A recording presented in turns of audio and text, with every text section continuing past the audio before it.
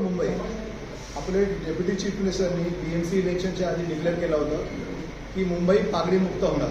आमचा प्रश्न आज आहे की पागडी मुक्त मुंबई नक्की कधी होणार. 25 लाख लोक पागडीच्या बिल्डिंगमध्ये इमारतीमध्ये राहतात. 30,000 बिल्डिंग्स आहेत. रोज ही बिल्डिंग्स डायलेपेटेड होऊन जुनी होऊन आता पडतायत. तुम्ही प्रत्येक पावसाळ्यामध्ये बघा किती लोक मेली. आताही तुम्ही काल घाटकोपरमध्ये बघितलं असेल. तर विषय असा आहे की 40 वर्षापासून आपण ऐकतोय की पागडी मुक्त मुंबई होणार, पागडी बिल्डिंगचं रिडेव्हलपमेंट होणार. पण प्रत्येक वेळी हा मालक वर्ग कोर्टमध्ये जाऊन मसल पॉवर यूज करून हा रिडेव्हलपमेंट थांबवतोय. प्रश्न मुळात आज असा आहे की जर रिडेव्हलपमेंट झाला नाही तर ही बिल्डिंग उद्या पडणारच. आपल्याकडे दोनच पर्याय आहे. एकतर बिल्डिंग रिडेव्हलप होणार, नाहीतर बिल्डिंग कोसळून लोक मरणार. आता गव्हर्नमेंट ठरवावं काय करायचं आहे.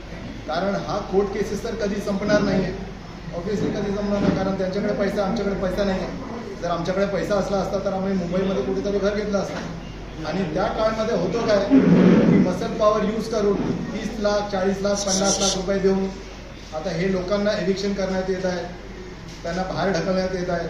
एविक्शन केसेस 40,000 50,000 एविक्शन केसेस आहेत. म्हणजे 50,000 कुटुंब, 2.5 लाख लोक जर आज आपण काय केलं नाही तर पुढच्या 5 वर्षामध्ये मुंबईपासून हद्दपार होणार.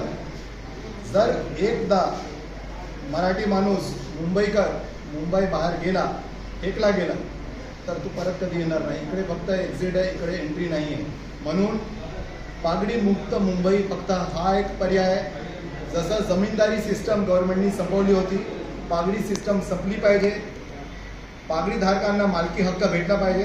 आणि लँडलॉर्डचं जे काय तुम्ही तर लँडलॉर्डला सोडणार नाही आहे. लँडलॉर्डला जे काय तुम्ही त्याचा 15% 25% आहे तुम्ही ठरवा ना, त्यांना देऊन टाका आणि मालकी हक्क द्या. मालकी हक्क भेटला तर 25 लाख लोक आज मुंबई शहरामध्येच राहणार, नाहीतर हा मुंबई शहर खाली होणार.